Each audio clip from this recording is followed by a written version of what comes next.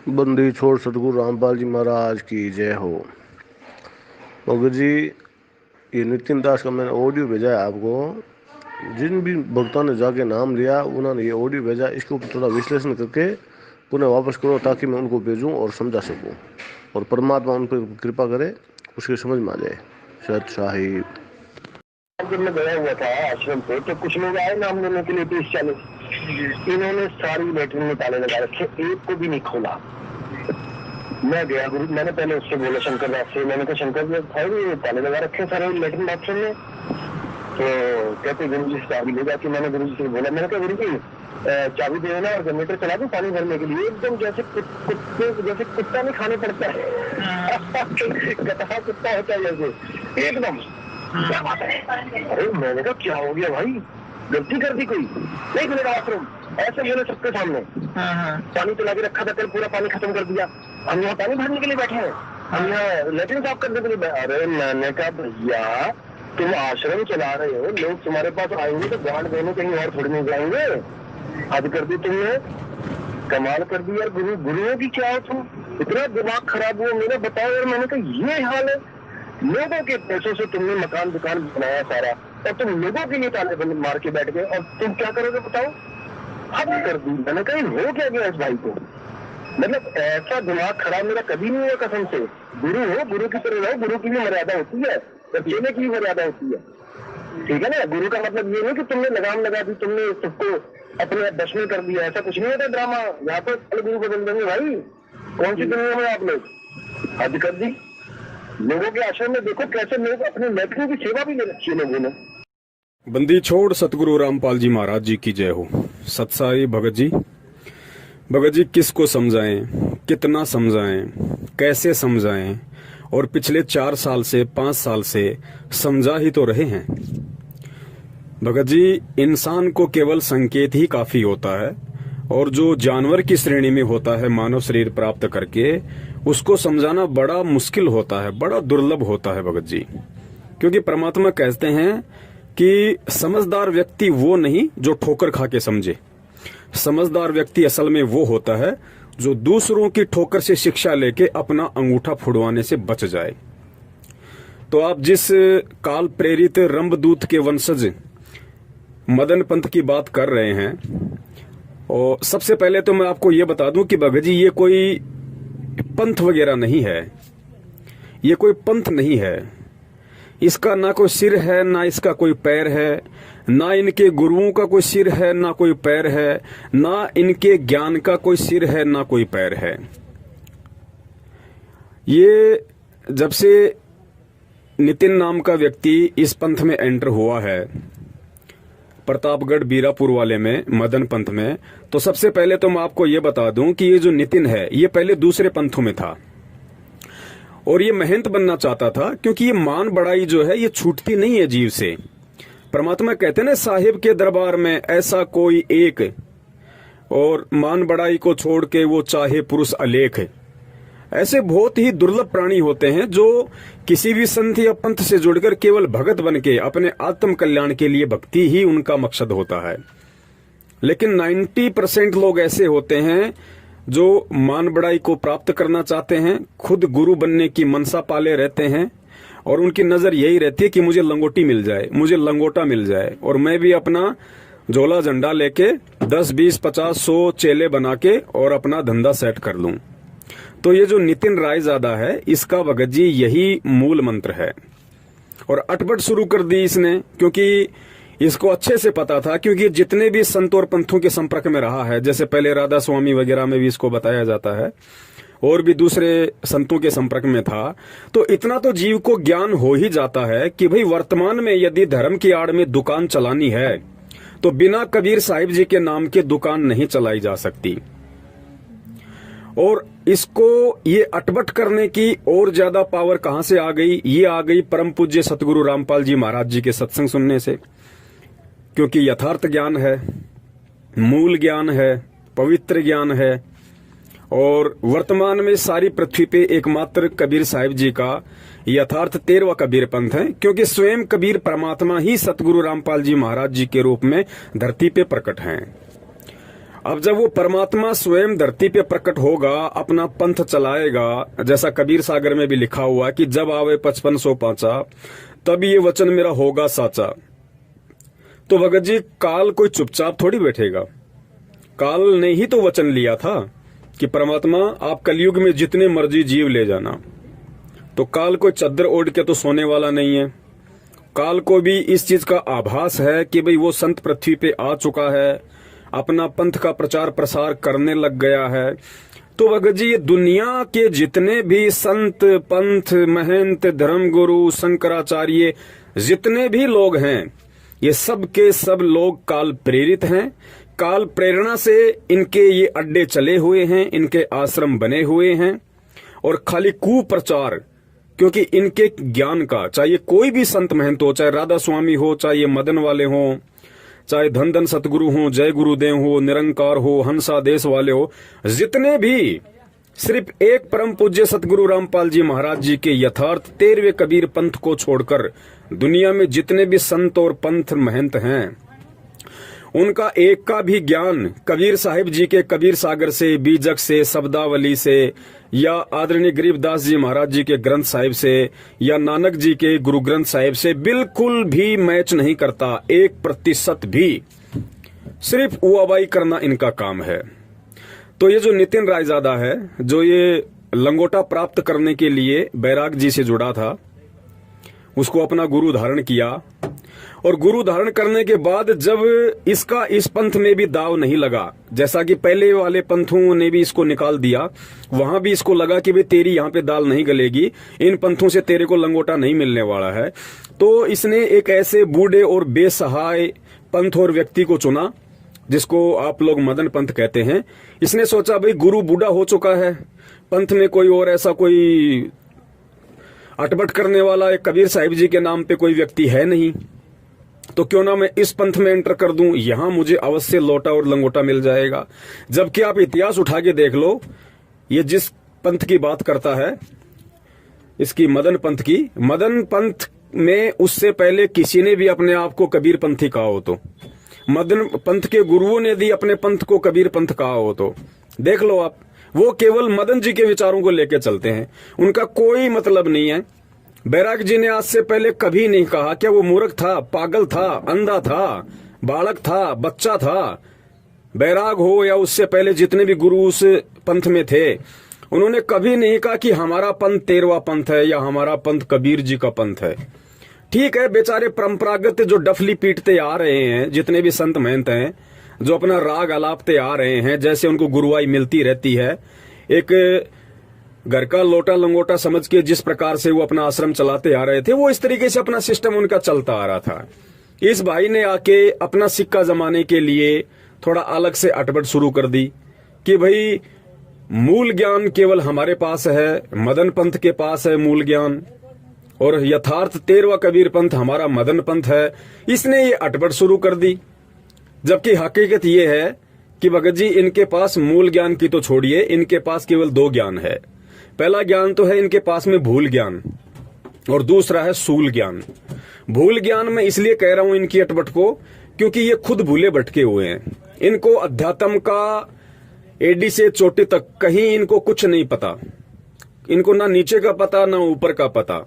अटपट तो कोई भी कर लेता है, अनजान व्यक्ति भी अटपटी तो करता है। तो इनका ये भूल ज्ञान है, क्योंकि ये बिल्कुल कबीर साहिब जी की शिक्षा से, कबीर साहिब जी के मार्ग से, कबीर साहिब जी के नियम से, कबीर साहिब जी के मंत्रों से ये लोग भटके हुए हैं, इन्हें कुछ नहीं पता। दूसरा सूल ज्ञान मैं इसलिए कहता हूं क्योंकि इनसे जो जुड़ेगा अज्ञानता में, मूर्खता में, नादानी में, उसको अंत में काल भगवान सूली पे चढ़ाएगा, नंगा करके गुदा के बल भाला चढ़ाएगा और मुंह से निकलेगा, उसको कहते हैं सूली तोड़ना। तो इनको अंत में काल भगवान इस सूल ज्ञान के आधार से, जो ये भूल में जो ये सूल ज्ञान ले रहे हैं, मूल ज्ञान समझ के इनको काल सूली पे चढ़ाएगा। तो मुझे इनकी आने वाले समय में जो इनकी दयनीय दशा मेरी आंखों के सामने घूम रही है, जिस प्रकार काल इनको अपने लपेटे में ले रहा है, मुझे बड़ा दुख होता है, बड़ी पीड़ा होती है कि काल देखो कितना तांडव इस समय पृथ्वी पे मचा रहा है, और मकसद उसका केवल एक ही है कि हर संभव साम दाम दंड भेद कोई भी नीति अपना के इस पृथ्वी पे वर्तमान में 8 सितंबर 1951 के दिन जो कबीर परमात्मा प्रकट हो चुका है संत रामपाल जी महाराज जी के स्वरूप में, और आगे चल के वो जो अपना पंथ चलाएंगे, पंथ का प्रचार प्रसार करेंगे, तो भाई उसको मैं रोकूं, उसमें मैं व्यवधान डालूं, उसमें मैं बाधा उत्पन्न करूं। अब वैसे तो पूज्य गुरुदेव जी ने भगत जी हर एक चीज खोल खोल के बता दी है, क्योंकि आप सब जानते हैं कि हिंदू धर्म हो, चाहे मुस्लिम धर्म हो, चाहे सिख धर्म हो, चाहे जैन धर्म हो, अगर इन धर्मों से भी अगर वास्तविक भक्ति साधना को किसी ने निकाल के दिया है, पूरी दुनिया के सामने सार्वजनिक किया है, तो केवल परम पूज्य सतगुरु रामपाल जी महाराज जी ने किया है। और आज ये नितिन रायजादा जी जो अपनी अटपट करके अपने स्वार्थ के लिए भोले जीवों को गुमराह करके जो मूल ज्ञान का ठेकेदार बन रहा है, इससे पूछो कि जिस समय परम पूज्य सतगुरु रामपाल जी महाराज जी के स्वरूप में कबीर परमात्मा ने धरती पे प्रकट होके जो यथार्थ 13वां कबीर पंथ चला दिया था, यथार्थ मूल ज्ञान देना शुरू कर दिया था, मूल मंत्र देने शुरू कर दिए थे, तब तक तो मेरे हिसाब से भगत जी इसको ढंग से अंडरवियर भी पहननी नहीं आती थी, इसको पेशाब और पोटी करने का भी ढंग से ज्ञान नहीं था। अब बाकी ठेकेदार तो कोई भी बन जाओ, आज मैं पूज्य गुरुदेव जी से जुड़ा हुआ हूं, कल को मैं भी अपने मन में उनके प्रति दोष पैदा करके, अपने मन में कोई स्वार्थ पैदा करके मैं भी भगत जी अपना अलग से पंथ लेके बैठ जाऊंगा, क्योंकि इतना ज्ञान तो मुझे भी दे दिया परमात्मा ने। आज मैं भी एक पंथ चला सकता हूं, मैं भी एक अच्छा गुरु बनके मैं लोगों को गुमराह कर सकता हूं, क्योंकि ज्ञान मेरे पास भी वही है जो ज्ञान मेरे पूज्य गुरुदेव जी ने पूरी दुनिया को दे दिया। तो अटपट करना कोई बड़ी बात नहीं है। हमारे पंथ से एक वो संजय दिल्ली वाला हिमाचल के कांगड़ा में अपना आश्रम खोल के बैठ गया, तो भगत जी ये कोई बड़ी बात थोड़ी है। ज्ञान हो जाने के उपरांत यदि जीव के संस्कार कमजोर हैं तो वो पंथ लेके बैठ सकता है, कोई बड़ी बात नहीं है। लेकिन आगे चल के उस जीव के साथ में क्या गुजरेगी, काल कैसे उसको सूली पे लटकाएगा, ये भी एक विचारणीय विषय है, ये भी हमने सोचना पड़ेगा। और मुझे तो तरस आ रहा है हमारे एक भूतपूर्व गुरु भाई भगत रामेश्वर जी जांगीड़ जोधपुर से, जो कि पेशे से डॉक्टर हैं, नशा मुक्ति केंद्र चलाते हैं, एनजीओ भी वो चलाते हैं, और काफी समय से मैं उनके संपर्क में था। लेकिन मुझे परमात्मा ने पहले ही आभास करवा दिया था, भगत जी एक परमेश्वर ने मुझे कॉमन सेंस दी हुई है। मैं व्यक्ति से 10-15 मिनट की मुलाकात में ही ये निर्णय कर लेता हूं कि ये व्यक्ति लंबी रेस का घोड़ा है कबीर परमात्मा की भक्ति का, या फिर छोटी रेस का घोड़ा है। तो मुझे रामेश्वर जी का आज से काफी वर्ष पहले ही ये आभास हो गया था कि ये लंबी रेस के घोड़े नहीं हैं, क्योंकि आदमी के विचार, उसकी सोच, उसकी विचारधारा, बोलने चालने का तरीका, गुरुजी के बताए अनुसार जो क्रिया, जो नियम है, उनमें वो कितना चल पा रहा है, कितना अपने जीवन में उतारता है, कथनी और कथनी में कितना अंतर है, ये मुझ दास को अच्छे से पता था। इसीलिए मेरा उनसे कभी भी मन नहीं मिला, कभी भी मैं उनसे कोई राय मशवरा, ऐसी कोई बातचीत वगैरह नहीं हुआ करती थी। कभी कभार फोन आ गया तो बातचीत वगैरह हो जाया करती थी। तो मैं तो दुखी इस बात को लेके हूं, जब से मुझे ये पता चला है कि रामेश्वर जी ने अपने पिताजी की बरसी पे उस रंभदूत के वंशज काल प्रेरित नितिन रायजादा को बुलवा के वहां पे कोई सत्संग के नाम पे कुसंग करवाया है। और जितने भी लोग उसके संपर्क में होंगे, क्योंकि रामेश्वर जी ने परमपिता परमेश्वर जी की शरण में रह के जितने समय तक खुद भक्ति की और जितनी आत्माओं को उनसे जोड़ा, वो तो पुण्य उनके अकाउंट में है। लेकिन अब वो क्या कर रहे हैं, जितनी तेजी से उन्होंने अपने पुण्य खुद भक्ति करके और अन्य आत्माओं को परमपिता परमेश्वर सतगुरु रामपाल जी महाराज जी से जोड़ के कमाया था, जो अर्जित किया था, अब काल क्या करवा रहा। देखो, यही शिक्षा हमें गुरुदेव देते हैं कि बच्चों, जिस दिन तुम्हारा अपने गुरुजी के प्रति या इस भक्ति के प्रति अगर मन में जरा सा भी विक्षेप पैदा हो गया, मन में जरा सा भी दोष पैदा हो गया, या तुम्हारे मन में यदि ऐसा कोई कुविचार या ऐसे कोई भाव प्रकट हो गए कि मैं महंत बनूं, मैं गुरु बनूं, या ये गुरु गलत है, ज्ञान गलत है, उसी दिन काल आपको सूली पे लटका देगा और आपके उल्टे विचार, उल्टी विचारधारा, उल्टी सोच, सब कुछ ऐसी कर देगा जैसा आप पहले कभी जगत में रह के सोचा करते थे। तो जितनी तेजी से इन्होंने 5-4 साल सतगुरुदेव जी के शरण में रह के उनके चरण कमलों में बैठ के जो भक्ति अर्जित की, जो सेवा की, उससे भी ज्यादा और तेज गति से अब काल भगवान इस रंभदूत के वंशज नितिन रायजादा के माध्यम से उस आत्मा को खाली करने लग गया। उसके सर पे पापों का बोझ डालना शुरू कर दिया, वो गठड़ी उसकी कांख में डाल दी और धीरे धीरे पाप कर्म रूपी वजन उसके अंदर भरना शुरू कर दिया। तो हमें दुख भी होता है कि एक ऐसी आत्मा जो काफी समय से परमात्मा के संपर्क में थी और अच्छे उनके विचार थे, अब यही चीजें हमें गुरुजी समझाते हैं कि बेटा अपने गुरु के अलावा यहाँ पे किसी को भी देख के नहीं चलना है। दूसरा व्यक्ति जब तक आपके गुरु के विचारों से प्रेरित है, आपके गुरुजी की मर्यादाओं में रह के, आपके गुरुजी के द्वारा दिए गए ज्ञान को आधार बना के आपसे साध संगति करता है, आपसे बातचीत करता है और आपको लगता है कि 100% बिल्कुल इस भाई के वही विचार हैं जो विचार मेरे पूज्य गुरुदेव ने इसको दिए हैं, तब तक वो हमारा गुरु भाई है, तब तक हम उससे साध संगति कर सकते हैं। और जिस दिन हमें ये लगे कि जरा सा भी ये गुरु ज्ञान से, गुरु जी की विचारधारा से हटके चलने की कोशिश कर रहा है या सोच रहा है, तो हमारे को सावधान हो जाना चाहिए कि अब ये काल प्रेरित हो चुका है। अब ये चाहे मेरा जीजा हो, चाहे मेरा साड़ा हो, चाहे मेरा रिश्तेदार हो, चाहे मेरा बाप हो, ठीक है, मेरे सामाजिक उससे जो भी संपर्क हैं वो मेरे यथावत रहें या ना रहें, लेकिन आध्यात्मिक रिश्ता ऐसे व्यक्ति से तुरंत समाप्त कर देना चाहिए, क्योंकि ऐसा व्यक्ति फिर गुरुद्रोही की श्रेणी में आ जाता है। और गुरुद्रोही के विषय में फिर गुरुदेव ने बताया कि उस व्यक्ति से आध्यात्मिक ज्ञान चर्चा कभी नहीं करनी चाहिए। तो अपने पिताजी की बरसी पे रामेश्वर जांगीड़ जी ने, डॉक्टर जी ने, जो सत्संग जोधपुर में रखवाया है और रंभदूत के वंशज नितिन पति को वहां बुलाया है, तो रामेश्वर जी का मुख्य जो मकसद है इस पंथ से जुड़ने का, वो मैं आपको बता देता हूं कि नितिन रायजादा से कोई ज्ञान प्राप्त करना नहीं है। रामेश्वर जी ने इस पंथ को यदि चुना है तो नितिन रायजादा से ज्ञान प्राप्त करने का नहीं है, क्योंकि मैं आपको बता दूं कि नितिन रायजादा को रामेश्वर जांगीड़ के आगे 5% भी ज्ञान नहीं है भक्ति मार्ग का, कबीर साहिब जी के मार्ग का। रामेश्वर जांगीड़ को कबीर जी के मार्ग का, कबीर जी की भक्ति का इतना ज्ञान है जितना इस नितिन रायजादा को 5% भी नहीं है, क्योंकि ये नितिन रायजादा पैदा नहीं हुआ था, उससे पहले तो ये रामेश्वर जांगीड़ जी ढोलक पेटी लेके कबीर साहिब जी की वाणियों का प्रचार किया करते थे। तो यहाँ डॉक्टर साहब की एक बहुत बड़ी चाल है, आप लोग नहीं समझ पा रहे, मैं जानता हूं क्योंकि मैं उनके संपर्क में था। ये नितिन रायजादा खुश हो रहा होगा कि मुझे एक धनी व्यक्ति मिल गया जो डॉक्टर है, समाज में जिसकी प्रतिष्ठा है, और ये काफी लोग इसके संपर्क में हैं, क्योंकि ये ढोलक पेटी बजा बजा के रामेश्वर जी खुद भी सत्संग किया करते हैं, काफी लोग इनके संपर्क में है। तो एक छोटा सा एक आश्रम बना लेंगे, एक छोटी सी कुटिया बना लेंगे, धीरे धीरे लोगों को जोड़ेंगे, धार्मिक धंधा शुरू हो जाएगा।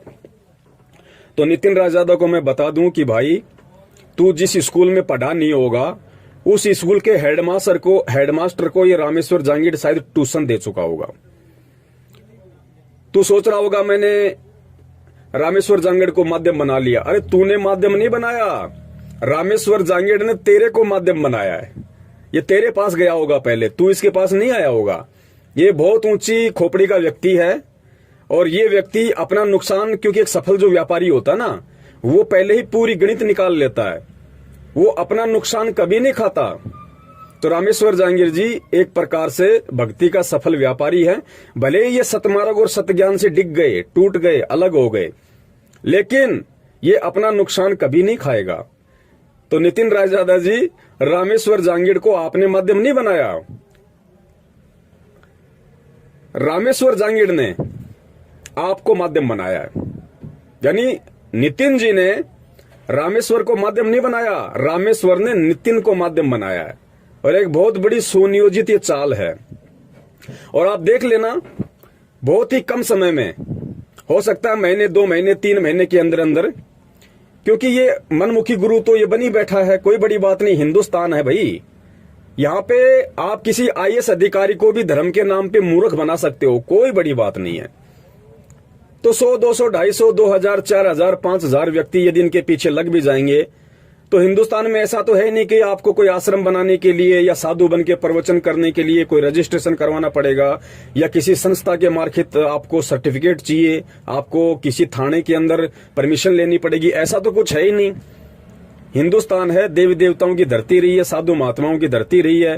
कोई भी अपने विचार, अपने अपने जो भी उस पंथ से जुड़ा हुआ वो प्रकट कर सकता है, प्रचार प्रसार कर सकता है। ये धार्मिक सहिष्णु देश है, यहाँ पे सबको छूट है।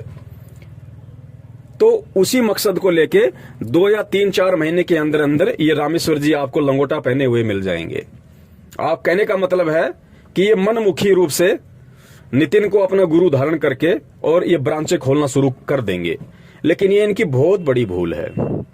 रामेश्वर जी को समझना चाहिए कि जब इस नितिन रायजादा की दाल ना तो किसी राधा स्वामी पंथ में पहले गली, ना इस मदन पंथ में इसकी दाल गली, और मदन पंथ के वर्तमान जो संचालक हैं वैराग्य जी जिनको कहा जाता है, वैराग्य साहिब जिनको कहा जाता है, वैराग्यपति, उन्होंने भी धक्के मार के प्रतापगढ़ से इसको नितिन को निकाल दिया है, क्योंकि इसने अपने गुरु को कुत्ता कह दिया। अब बताइए, ये रामेश्वर जी को विचार करना चाहिए कि जो नितिन रायजादा अपने गुरु वैराग्यपति को कुत्ता कह के संबोधित कर सकता है कि गुरुजी ऐसे चिल्लाए जैसे कोई पागल कुत्ता चिल्लाता है। सुनिए ये ऑडियो। अब पुण्यात्मा विचार करो, जो व्यक्ति अपने गुरु को, अरे गुरु क्या होता है, अगर इसने वास्तव में अपने आत्म कल्याण के लिए, मुक्ति के लिए अगर वैराग्यपति को अपना गुरु धारण किया था, तो पुण्यात्मा गुरु क्या होता है? गुरु होता है मार्गदर्शक, गुरु होता है माँ से बड़ा, गुरु होता है बाप से बड़ा, गुरु विश्व की सबसे बड़ी संपत्ति होती है भगत के लिए। और गुरु के ऊपर तो भगत अपना कतरा कतरा न्योछावर कर देता है और कहते हैं सिर साटे की भक्ति है और कछु नहीं बात, सिर के साटे हरी मिले तो भी सस्ता जान, ऐसी कुछ वाणी है परमात्मा की। अरे और इसने कहता है कि मैं कबीर पंथी हूं, हमारा पंथ 13वां कबीर पंथ है, मदन पंथ। अब अगर 13वां कबीर पंथ मदन पंथ है तो मदन पंथ का संचालक कौन होगा? कबीर होगा, क्योंकि कबीर सागर में धर्मदास जी के माध्यम से परमात्मा ने लिखवा दिया था कि 13वें कबीर पंथ का संचालक मैं स्वयं होऊंगा। तो मदन पंथ अगर 13वां पंथ है इनकी अटपट के हिसाब से, तो मदन पंथ का जो संचालक है वर्तमान में, क्योंकि 5505 वर्ष 1997 में पूरे हो चुके हैं और 97 में तो कबीर परमात्मा को धरती पे आना था, पंथ को चलाना था।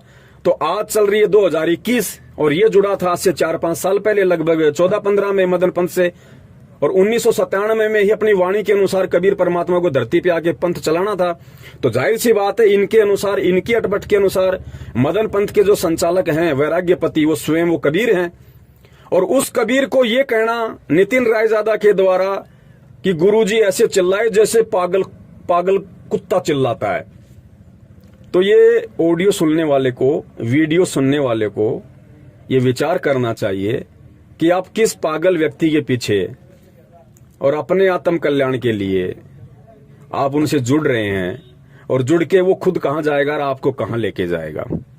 तो भाई ये सारी जो कोशिश हो रही है वर्तमान में, जितना भी ये प्रयास है, और एक मदन पंथ ही कोई बड़ी बात नहीं है। मदन पंथ तो दिखाई भी नहीं देता दुनिया में, जितने बड़े बड़े संत और पंथ हैं, मदन पंथ का तो कोई लेखा जोखा ही नहीं है।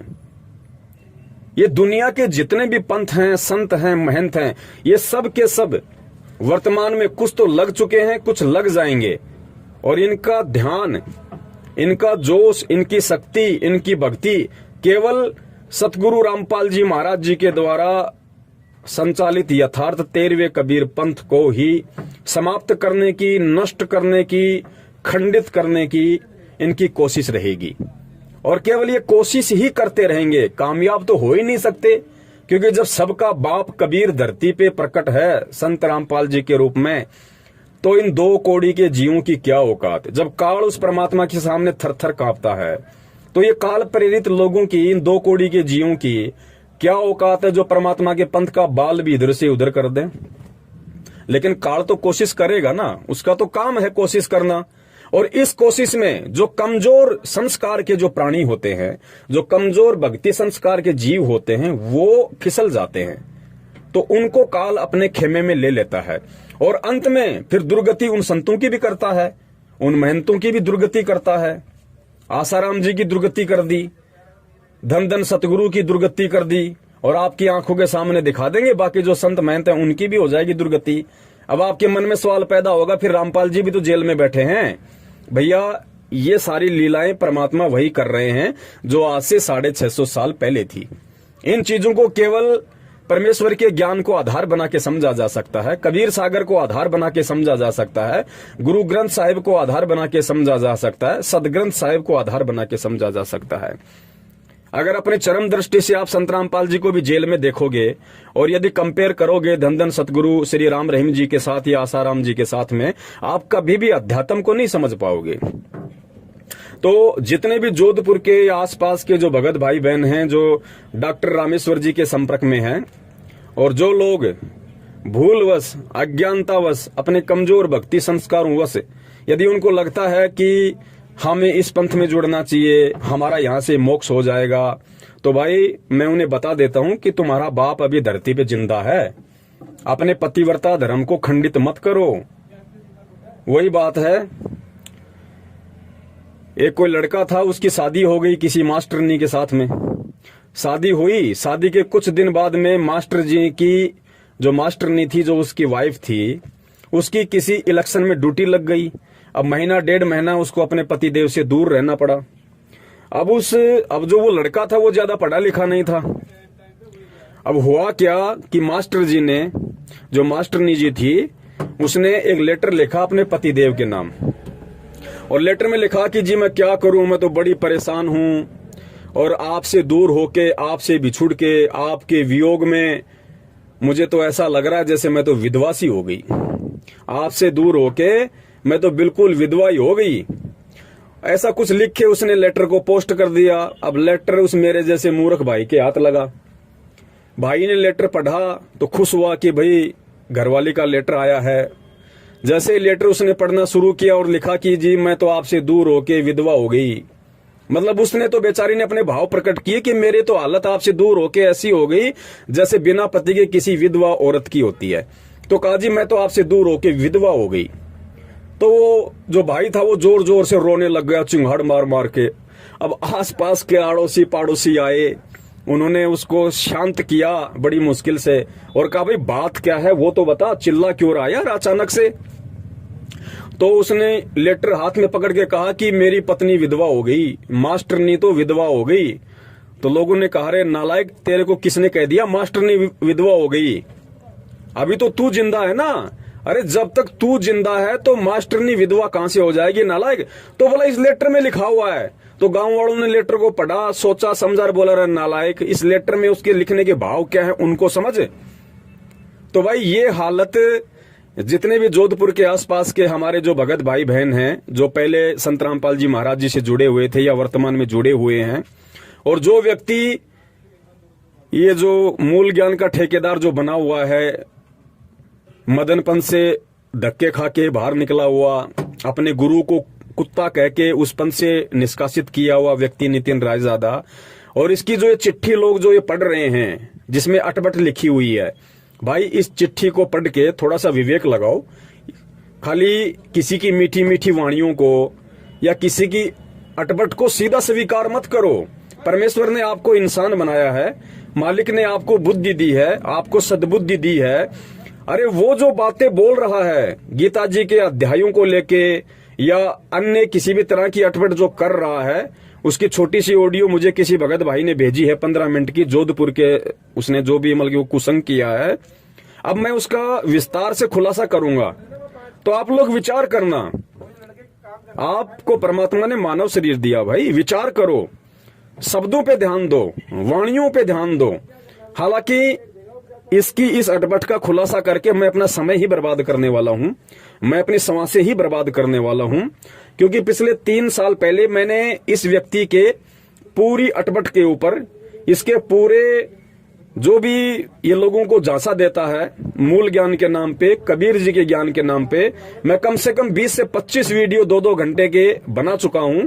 अच्छे से इनका पर्दाफाश हो चुका है, कुछ भी लेना देना नहीं है इनके पास में, और ये केवल अपना आध्यात्मिक सिट्टा सेकने की कोशिश में है कि क्या करें, घर से निकल चुके हैं, काम धंधा कोई है नहीं, मेहनत इनसे की नहीं जाती, हराम के खाने की आदत पड़ गई, अब करें क्या, धंधा और कोई रहा नहीं, तो कबीर जी की पूंछ पकड़ लो, जितने फंस जाएं उतने अपने। बस ये इनकी कोशिश है, काल इनके साथ है, काल का पंजा इनके सिर पे है। तो मेरे कहने का मतलब ये है कि भाई विचार करना, मानव बुद्धि प्राप्त है तुम्हें, आध्यात्मिक मार्ग होता है पतिव्रता मार्ग। अगर गुरु बनाओ तो सोच समझ के बनाओ। गुरु 50 नहीं बनाए जाते। वो दत्तात्रेय जी जैसा समय नहीं है अब। अरे उस समय तो परमात्मा की हम पहचान नहीं कर सकते थे। उस समय हमारे पास में कोई सदग्रंथों का ज्ञान नहीं था, कोई सदग्रंथों को समझाने वाला नहीं था, धरती पे कोई तत्वदर्शी संत नहीं था। संत था तो हमारे इतने भक्ति संस्कार मजबूत नहीं थे जो हम उनकी पहचान कर सकें। आज तो सब कुछ है भाई। आज धरती पे सारे शास्त्र हैं। सभी शास्त्रों का अनुवाद हर भाषा में किया हुआ है। उन शास्त्रों में, गीता जी में तत्वदर्शी संत की पहचान लिखी हुई है भाई। परमात्मा स्वयं धरती पे प्रकट है, तत्वदर्शी संत के रूप में प्रकट है। आके पूरा विधान बता दिया, पूरा संविधान बता दिया, प्रत्येक धर्म के प्रत्येक सदग्रंथ को टीवी पे खोल खोल के बता दिया। और जितने भी महापुरुषों ने जो भविष्यवाणियां कर रखी हैं वो आज 101% केवल सतगुरुदेव रामपाल जी महाराज जी के ऊपर ही फिट बैठ रही हैं। अब बताइए, जो जय गुरुदेव पंथ का संचालक है, जिसने भविष्यवाणी की थी 8 सितंबर 1971 को कि वो महापुरुष आज पूरे 20 वर्ष का हो चुका है। अब बताइए, 8 सितंबर 1951 को संत रामपाल जी महाराज जी धरती पे प्रकट हुए और 1971 को पूरे 20 वर्ष के हो जाते हैं 8 सितंबर को। है कोई दुनिया में ऐसा कोई व्यक्ति, है कोई दुनिया में ऐसा कोई संत, है कोई ऐसा महंत, है कोई ऐसा शंकराचार्य जो आध्यात्मिक मार्ग में जो गुरु बना हो, जो आध्यात्मिक मार्ग में हो, जो जय गुरुदेव जी की भविष्यवाणी पे खरे सोने की तरह उतरता हो? ये बता दीजिए। इसका तो जन्म भी नहीं हुआ था जो आज अपने आप को मूल ज्ञान का ठेकेदार समझ रहा है। कबीर साहिब जी की वाणियों को तोड़ मरोड़ करके मालिक कहते ना कि बीजक की बाता कहें बीजक नाही हाथ, और पृथ्वी डोबोवन उतरे, ये कर कर मीठी बात। इसका तो उस समय जन्म भी नहीं हुआ था। ये तो अपनी माँ के पेट में भी नहीं पड़ा था उस समय, जिस समय वो परमात्मा धरती पे प्रकट हो चुका था, जिसके विषय में जय गुरुदेव पंथ के संचालक ने भविष्यवाणी कर डाली थी कि आज वो महापुरुष पूरे 20 वर्ष का हो चुका है। और अगर उसका एड्रेस बता दूं दुनिया पीछे पड़ जाएगी। उस समय तो ये अपनी माँ के पेट में भी नहीं पड़ा था। तो भाई विचार करो भक्तों। और काल यही तो करेगा इस समय। और क्या करेगा काल? और क्या करेगा इस समय? काल अटपट करेगा, काल तुम्हें तोड़ने की कोशिश करेगा, काल तुम्हें इस भक्ति मार्ग से, इस गुरु से छिन्न भिन्न करने की कोशिश करेगा, तुम्हारे अंदर ना चाहते हुए ऐसी ऐसी शंकाएं पैदा कर देगा। अरे गुरुजी ने क्या कहा कि बेटो, अगर अपन सदग्रंथों के अंदर अगर अपन गहराई में घुस जाएंगे तो कुछ हाथ नहीं लगेगा। अरे इतना बड़ा जंगल है, लाखों एकड़ में जंगल फैला होता है, और तुम्हारे पेट में दर्द है, और किसी वैद्य ने यदि जंगल में जाके, जो जड़ी बूटियों का जानकार है, उसने 5-10 जड़ी बूटियों को तोड़ के, उनके पत्तों को पीस के, कूट के, उनकी दवाई बना के तुम्हारे को दे दी, तो तुम्हें तो तुम्हारे रोग निवारण से मतलब है ना। अब जंगल में जाके घुस के तुम क्या प्राप्त कर लोगे? तुम क्या प्राप्त करना चाहोगे? तो हमने उस वैद्य के ऊपर विश्वास करना चाहिए, और फिर ये विश्वास करना चाहिए कि इस वैद्य ने जंगल से जो जड़ी बूटियां लाके हमें दी है, मैंने खाई है, और मुझे उस जड़ी बूटी से मुझे राहत मिली है। पुण्यात्माओं, सबसे बड़ी राहत कोई शारीरिक राहत नहीं होती। सबसे बड़ी राहत कोई पैसे मिल जाना, गुरु प्राप्त करके, गुरु की शरण लेके, वो राहत नहीं होती। वो तो ऑटोमेटिक मिलेगा, एक समय के उपरांत आपको ऑटोमेटिक मिलेगा। आध्यात्मिक मार्ग में सबसे बड़ी यदि कोई राहत है, सबसे बड़ी यदि कोई शांति है, तो आत्मिक शांति है, मानसिक शांति है। और वो शांति केवल सतगुरु के ज्ञान से मिल सकती है, कबीर जी के यथार्थ ज्ञान से मिल सकती है। और वो शांति को वही व्यक्ति प्राप्त करेगा, क्योंकि बहुत सारे व्यक्ति कह देंगे कि भैया हम भी संत रामपाल जी से जुड़े हुए थे, यदि उनके पास में वास्तविक यथार्थ ज्ञान है तो हमें शांति क्यों नहीं मिली? तो ये आत्मिक शांति, ये मानसिक शांति भी उसी आत्मा को मिलेगी जिस आत्मा का भक्ति संस्कार मजबूत है। क्योंकि आप सभी जानते हैं, हॉस्पिटल में बहुत सारे मरीज होते हैं। एक मरीज ऐसा होता है जिसको नॉर्मल खांसी जुकाम होती है, वो मरीज 1 दिन में या 2 दिन में ही ठीक होके हॉस्पिटल से रिलीज होता। एक मरीज ऐसा है जिसको एड्स है, जिसको कैंसर है, जिसको मलेरिया हो रखा है, या अन्य कोई भयंकर रोग है, तो भाई वो 2 या 3 दिन में हॉस्पिटल से रिलीज होके नहीं आ सकता। उसको तो बरसों भी लग जाएं, महीनों भी लग जाएं। तो आध्यात्मिक ज्ञान को समझने के लिए हमने इन उदाहरणों पे विश्वास करना पड़ेगा, क्योंकि परमात्मा यहां आके हमें यहां के ही उदाहरण देके समझाएगा। हमें सतलोक के उदाहरण देगा तो क्या हम खाक समझेंगे? हम क्या समझेंगे? हम तो भूल चुके उस लोक को, उस लोक की गतिविधियों को हम भूल चुके, उस लोक के सुख को हम भूल चुके। तो वो परमात्मा आके हमें याद दिलाएगा, हमें यहाँ के उदाहरण से हमें याद दिलाएगा, तभी तो वहां जाने की हमारी इच्छा बनेगी। और भक्ति का विधान केवल शास्त्र होते हैं। जो भी जिस भी पवित्र जो धर्म है, जिसके धर्म ग्रंथ हैं, शास्त्र है, वो भक्ति का सबसे बड़ा विधान होता है।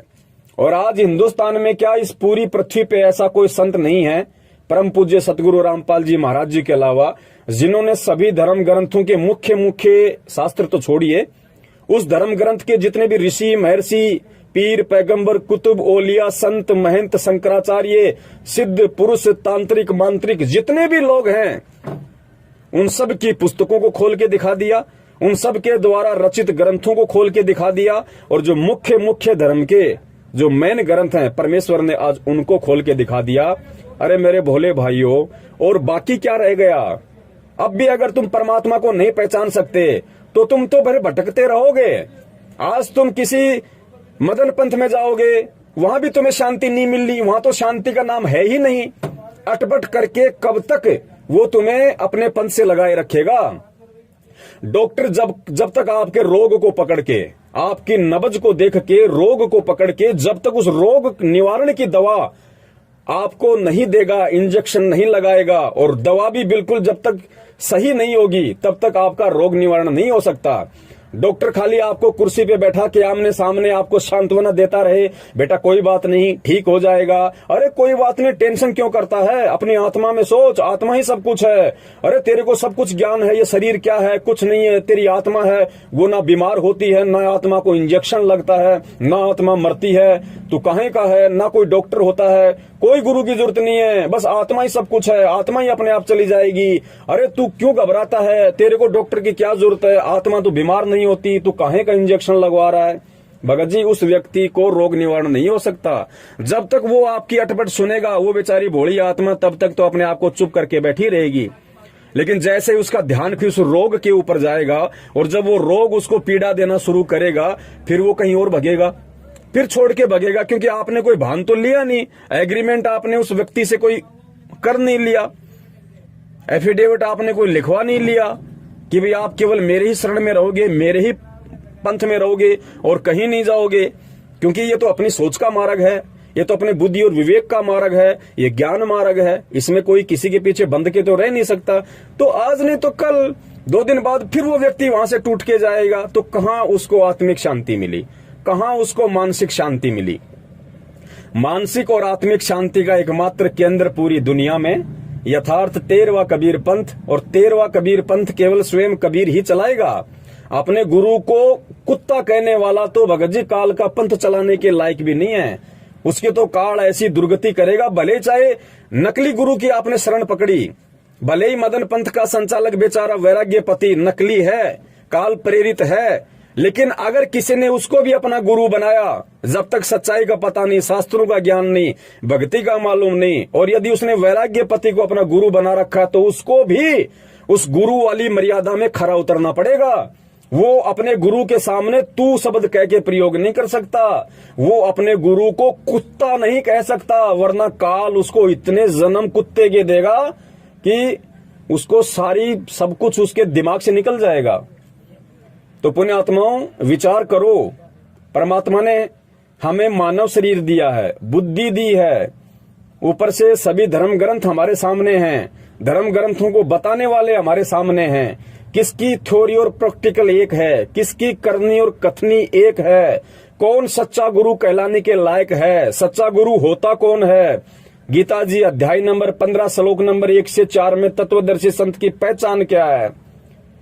जिस समय इसको ढंग से अंडरवियर पहननी नहीं आती थी, इस मूल ज्ञान के ठेकेदार काल प्रेरित रंभदूत के वंशज मदन पंथी को, जो अपने गुरु को कुत्ता कह के मदन पंथ से निष्कासित हो चुका है, आज जगह जगह जाके अपने गुरु की पंथ की बुराई कर रहा है। जिस समय उसको अंडरवियर तक पहननी नहीं आती थी, पोटी घर में करते हैं, घर से बाहर करते हैं, जिसको इतना ज्ञान नहीं था, पुण्यात्माओं, वो क्या तो तुम्हारा आत्म कल्याण करेगा, और कहां तुम किसके पीछे तुम फंस रहे हो, ये विवेक, ये बुद्धि लगा के ये तुमने स्वयं ने सोचना पड़ेगा। मैं केवल आप लोगों को जागरूक कर सकता हूं, आप लोगों को सच्चाई के मार्ग पे चलने के लिए प्रेरित कर सकता हूं। मैं आप लोगों को अपने भक्ति अनुभव आधार से, जो मैंने मेरे पूज्य गुरुदेव जी से प्राप्त किया है, उस आधार से प्रेम पूर्वक मैं आपको संदेशा दे सकता हूं कि भाई आप अभी अंधे हो, सामने जंगल है और आप इधर मत जाओ, आगे बहुत भयंकर जानवर हैं, तुम्हारा विनाश हो जाएगा। फिर भी अगर कोई नहीं मानता है तो ये अध्यात्म है, अध्यात्म जबरदस्ती का मार्ग नहीं है। ठीक है, फिर जैसी तुम्हारी इच्छा वहां तुम जाओ, वहां तुम भक्ति साधना करो, लेकिन कल को फिर वो परमात्मा को दोष मत देना। जब धर्मराज के दरबार में नंगे खड़े होंगे और वहां पे जब कोड़े पड़ेंगे ना, तब ये मत कहना कि भगवान हमें किसी ने बताया नहीं, हमें मालूम ही नहीं था कि पृथ्वी पे कौन तत्वदर्शी संत आया हुआ है, तत्वदर्शी संत की पहचान क्या है। परमात्मा हम तो पहचान ही नहीं पाए क्योंकि कोई बताने वाला नहीं था। तो भाई ये ऑडियो और आज से पहले आपको गुरुजी के विषय में जितने भी लोगों ने बताया और गुरुजी ने आपको जितना ज्ञान दिया, वो सारी वहां पे पूरी की पूरी फिल्म चल जाएगी। बोलने के लायक नहीं रहेंगे सिवाय गद्दे, कुत्ते, सुअर, गंदे नाले के कीड़े के जन्म प्राप्त करने के।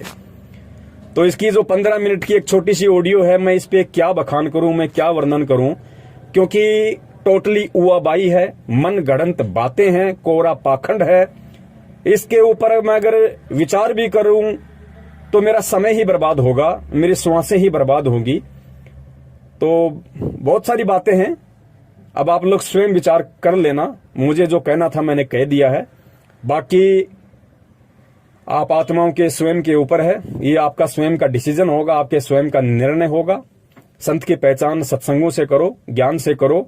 इसने तो ठीक वैसे कर दिया, इसने कुछ ज्ञान तो राधा स्वामी पंथ से ले लिया, कुछ ज्ञान इसने स्वयं सदग्रंथों को लाके खुद उनका अध्ययन करके अपने हिसाब से अर्थों का अनर्थ करके मतलब निकाल लिया, कुछ इसने थोड़ा बहुत यथार्थ ज्ञान परम पूज्य सतगुरु रामपाल जी महाराज जी के सत्संग सुन के ले लिया, और आज ये ब्रह्मा जी बन बैठा।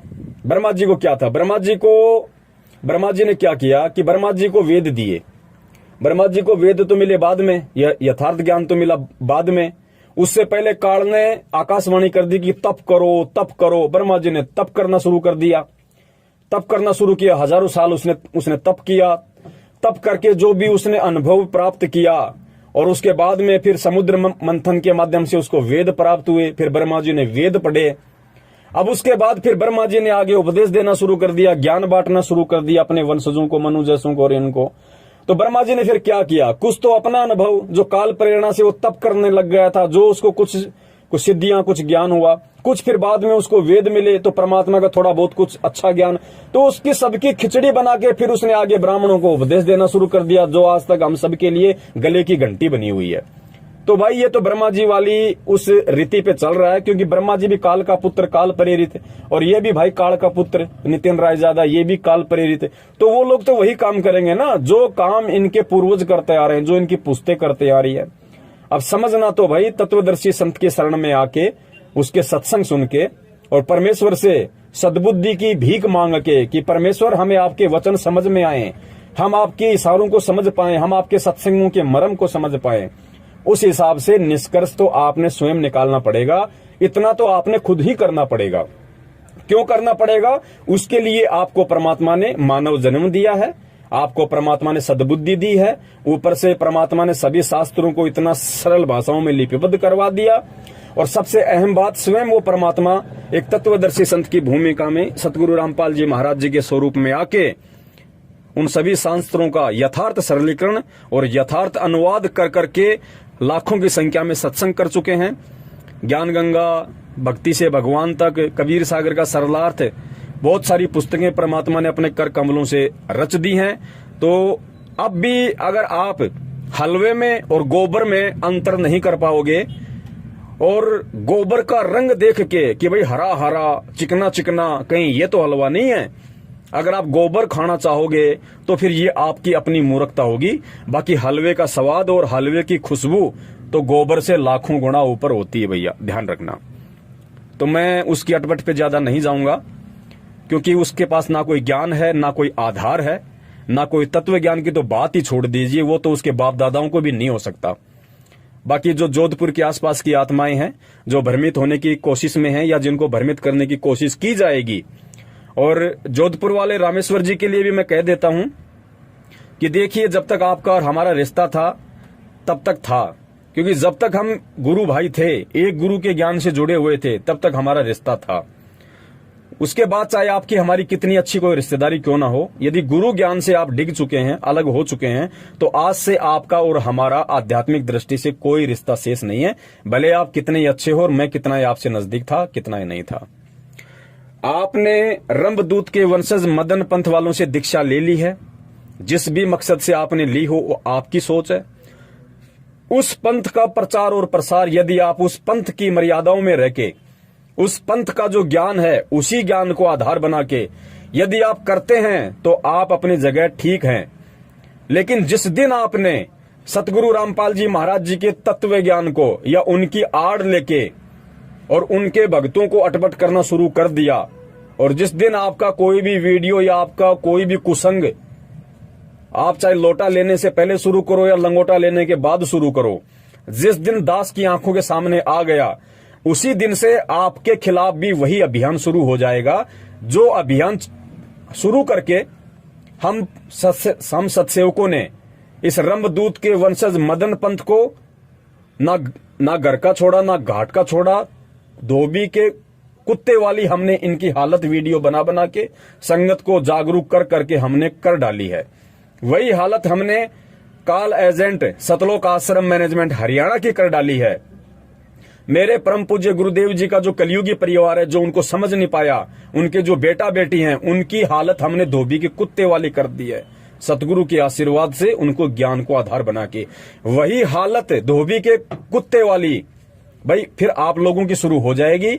उसके बाद आप चाहे अपने आप में कितने ही बड़े व्यक्ति हों, कोई भी आपके जज संपर्क में हो, कोई भी आपके वकील संपर्क में हो, कोई भी आईएएस अधिकारी आपके संपर्क में हो, वो अपनी जगह, हम अपनी जगह, क्योंकि हमने गुरुदेव को सिर सौंप दिया है। और जिसने सिर सौंप दिया, राजस्थान में कहावत है ना, जिसने उखड़ में मुंह दे दिया फिर वो मुसड़ की चोट से डरता नहीं है। तो भाई फिर आप लोगों का उसी स्तर पे विरोध शुरू होगा, उसी स्तर पे आप लोगों के पाखंड को खोला जाएगा। क्योंकि रामेश्वर जी की कई वर्षों पुरानी ऑडियो जो उन्होंने महेंद्र जी से बात की हुई है, मेरे से बातचीत की हुई है, अन्य संतों और पंथों के प्रति जो उनके विचार थे, और इस यथार्थ 13वें कबीर पंथ सतगुरु रामपाल जी महाराज जी के प्रति जो उनके विचार थे, और इस ज्ञान को लेके जो वो अन्य संत महंतों की तुलना किया करते थे, वो सारी ऑडियो दास के पास में गूगल पेन ड्राइव में बिल्कुल सेफ है। दास उन सबको फिर ओपन करेगा।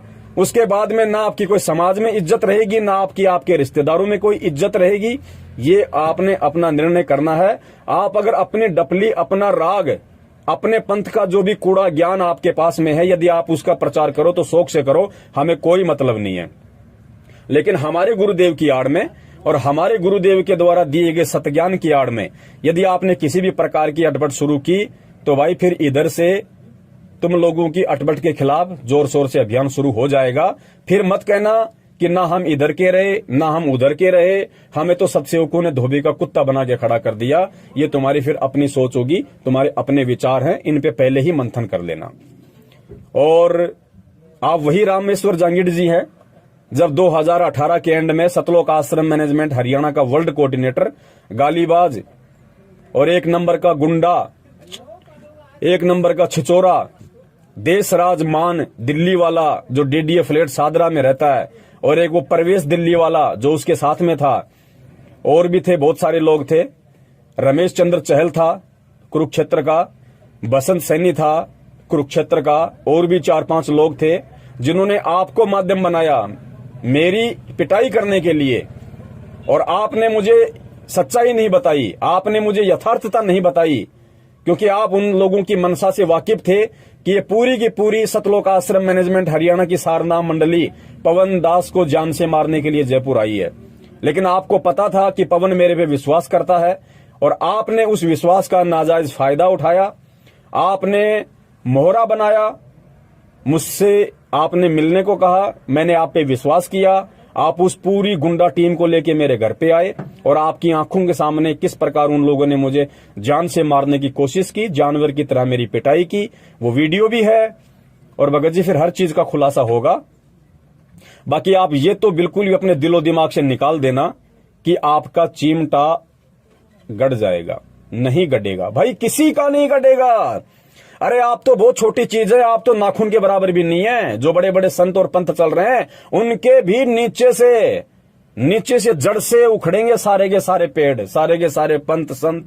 जगह नहीं मिलेगी हिंदुस्तान में मुंह छुपाने की, या तो विदेश में जाके अपना मुंह काला करेंगे, या इस यथार्थ 13वें कबीर पंथ के संचालक सतगुरु रामपाल जी महाराज जी की शरण में उनको आना पड़ेगा। और कोई रास्ता नहीं है। ऐसी वैश्विक परिस्थितियां बदलेंगी, ऐसा घमासान मचेगा, गुरु के अलावा किसी को कोई बचाव का माध्यम नजर नहीं आएगा। सतगुरु के अलावा कोई भी रक्षक नहीं होगा दुनिया में किसी का। मजबूरन लोगों को बरवाला की दीवारों पे आके सिर पटकना पड़ेगा। तो आप ये सोचो कि हम कोई संत बन जाएंगे, पंथ बन जाएंगे, अपना धंधा शुरू कर लेंगे, इसको तो अपने दिलो दिमाग से निकाल देना। और अगर थोड़े बहुत यदि आपके अंदर कोई इंसान वाले यदि वो गुण है, मानवता वाले कोई गुण हैं, तो इन 1 घंटे की ऑडियो पे विचार कर लेना। और विचार करके हो सके तो परमपिता परमेश्वर सतगुरु रामपाल जी महाराज जी से क्षमा याचना करना। परमात्मा दयालु हैं, परमेश्वर माफ कर देते हैं, क्योंकि दास गरीब दयालु है, डिगे बंधावे धीर। जब परमेश्वर ने हमारी सतलोक की गलती को माफ करते हुए, हम नीचों पर रहम करते हुए इस गंदे लोक में स्वयं आके वापस हमें ले जाने के लिए पूरा प्रयास कर रहे हैं, तो ये कोई बड़ी गलती नहीं है। हम जीव हैं, जीवों से गलती हो जाती है भगत जी, लेकिन जीव यदि जानबूझ के पीव बनने की कोशिश करेगा, फिर भगत जी उसका बक्कल उतरेगा, वो जीते जी भी धोबी का कुत्ता बनेगा, और मरने के बाद तो असली कुत्ता बनेगा ही बनेगा। बंदी छोड़ सतगुरु रामपाल जी महाराज की जय हो। सत साहिब।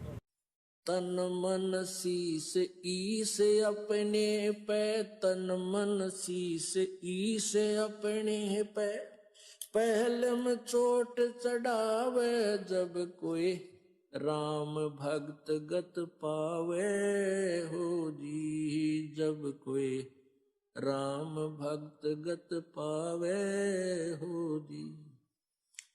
तन मन शीस ईस अपने पे, तन मन शीस ईस अपने पे, पहले में चोट चढ़ावे जब कोई राम भक्त गत पावे हो जी, जब कोई राम भक्त गत पावे हो जी। भाई सतगुरु तिलक अजप्पा माला, युक्त जटा रखवावे, सतगुरु तिलक अजप्पा माला, युक्त जटा रखवावे। जत को पीन सत का चोला, भीतर बेख बनावे जब कोई राम भगत गत पावे हो जी, जब कोई राम भगत गत पावे हो जी।